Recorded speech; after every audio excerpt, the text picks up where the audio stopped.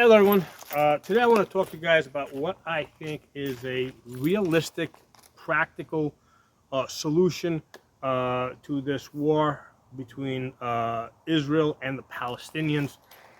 There's absolutely no way, as far as I can tell, that these two groups of people are ever going to be able to live next to each other. Okay, and if they do try to live next to each other, they're gonna keep fighting until one side completely kills off the other side. Okay, I mean that's just reality, and you know, we can all kind of see which side is probably going to win that fight. Okay, so yeah, when you have two people living next to each other that absolutely hate each other to that extent, okay, and this hatred has been building up now, for many decades.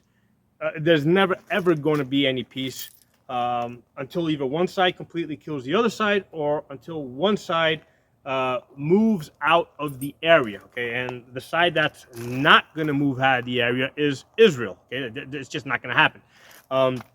So it makes the most practical sense to move the Palestinians out, because for one thing, they really don't even have any houses left there because they've been destroyed.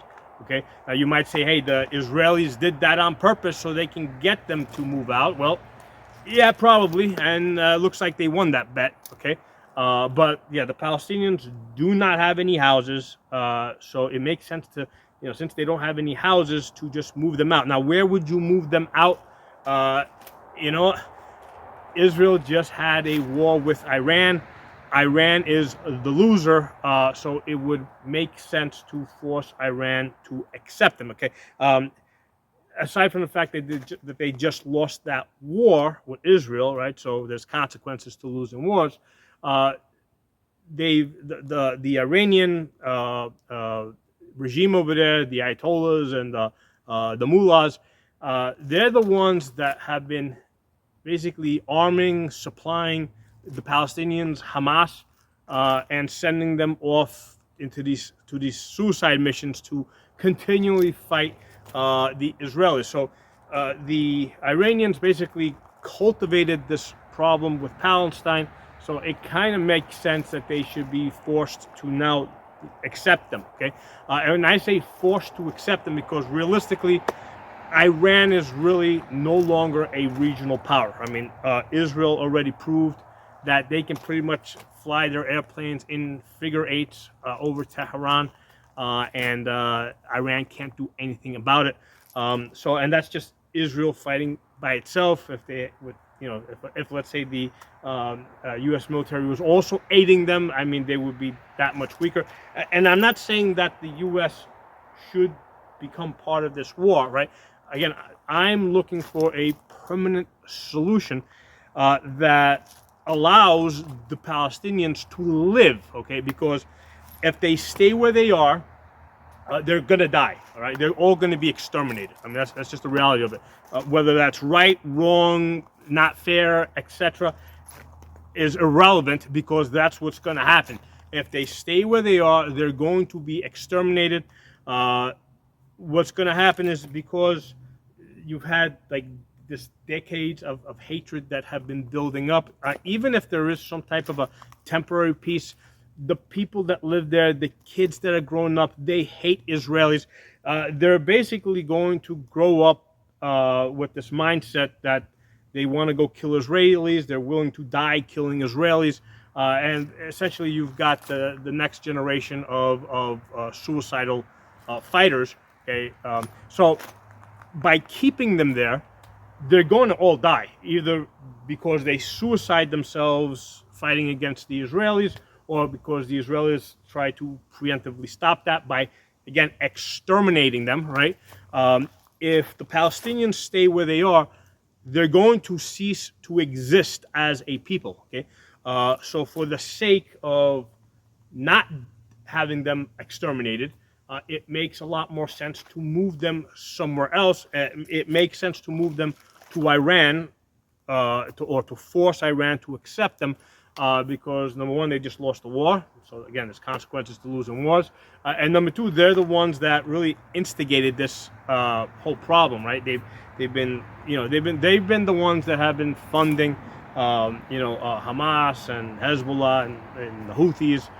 So it kind of makes sense that, hey, since they created the problem, they should be forced to be part of the solution. Okay, yeah, obviously they're not gonna like it, but hey, you know what? I mean, that's too bad. You lost the war, right? You lose a war, you're not gonna like the consequences. So they took a bet, right? The bet that they took was that they were going to be able to arm the Hamas, Hezbollah, and Houthis, and they were going to be able to arm them and get them to destabilize Israel. It was a plan that I think had a chance of succeeding. Okay, but they failed. Their plan failed, and they lost. Right, their proxies lost, and in fact, Israel went beyond the proxies and basically attacked the person that was supplying them and funding them directly. Okay, and given that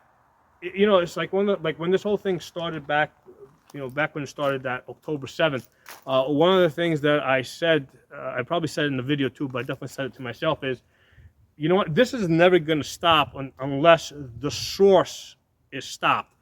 And I never thought that Israel, with the backing of the United States, right? Because that's what it is. Let's call it what it is. I never thought that Israel, with the backing of the United States, would actually go all the way back to the source and basically demolish them. Okay, and I think that the only reason why they haven't completely demolished them is because the United States told them not to. The United States actually wants to keep Iran as whatever is left of them, because if Iran is completely destroyed, completely removed from the table, right? Now, I mean, what do you do with Saudi Arabia and Egypt, right? Because right now, Saudi Arabia and Egypt are realistically, they're allies of Israel, right, against Iran, okay? Because Iran has always been seen as a threat to Egypt, Saudi Arabia, and Israel. So even though they don't say it on paper, the three of them have realistically been allied. If they weren't allied, what would have happened is Saudi Arabia and Egypt would have basically jumped in on the side of Iran. They didn't, right? They've been very quiet. They might have said something, but just for the sake of saying something. But realistically, they were hoping that Israel would completely destroy their enemy, Iran. And I think that the United States is preventing Israel from completely destroying Iran, because if you remove them, because here's the thing, I mean, these are combative people. They're always going to look for somebody to fight with. If you remove Iran as the bad guy, then Egypt and Saudi Arabia and Israel are going to start looking at each other to start a fight, okay? So I think that's the reason why the United States definitely wants to keep Iran there as a power, because it keeps Egypt, Israel, and Saudi Arabia in check, right? Because if they don't play nice with the United States, Iran might go get them, right? Or the United States might get out of the way and allow Iran to attack them. Even though, again, they've been weakened to such a point right now where they're not a threat. I'm pretty sure that the United States is going to allow Iran to rebuild itself back up, because they want to maintain that threat level, right? They want Iran to be in that area as a threat, because that's how they control, Egypt, Saudi Arabia, and Israel. Okay, they want that threat to be there. But anyway, as far as the Palestinians, what's in the best interest of the Palestinians? Okay, is it for them to keep fighting this battle that they're never going to win, and that's going to ultimately just get them completely exterminated, wiped off the face of the earth, so that they don't exist as a people? Is that in their best interest? Probably not. Okay, it's in their best interest for them to be moved someplace else, Iran in this case, where they can actually settle down. They can be given some money, right? I mean, I'm sure Israel would happily give them some money just to get them out of that area and give them some money to build their houses somewhere else in Iran.